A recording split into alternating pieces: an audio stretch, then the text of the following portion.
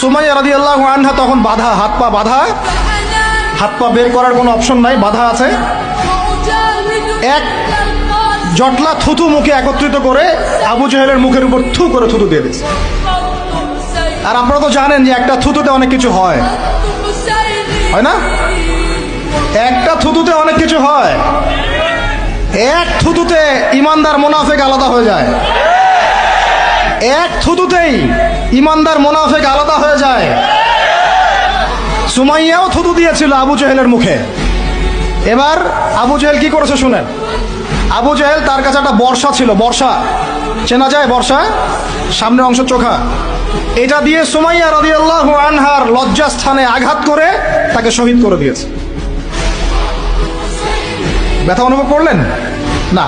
আমি জানি করেন নাই, কারণ সুমাইয়া আপনার কেউ না। সুমাইয়া আপনার কেউ না।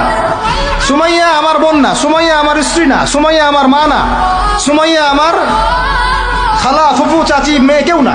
এই কারণে আমাদের আঘাত লাগে নাই। যদি আমাদের এই দেহটা যে অবশ, আমাদের উম্মার যে দেহটা যে অবশ, এটা তো বোঝা যায় চলমান বিশ্ব রাজনীতি দেখলেই।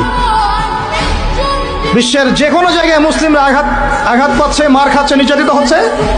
দোয়াও তো মুখ দিয়ে বেরো হয় না, হয় না? তাদের স্মরণে একদিন কেউ রোজা রেখে একটু দোয়াও করে না, নামাজে একটু দোয়াও করে না, দুইটা কথাও বলে না, কোনো মানববন্ধনও নাই, কোনো প্রতিবাদও নাই, কিছুই নাই। মানে পুরো দেহটাই প্যারালাইজড, শেষ, অবশ, অবশ অনুভূতি।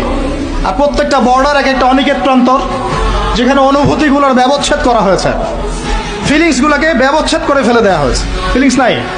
সুমাইয়ার কথা শুনে আমাদের লাগলো না, কারণ সুমাইয়া আমার মেয়ে না, আমার মেয়ে আয়েশা তো আর না।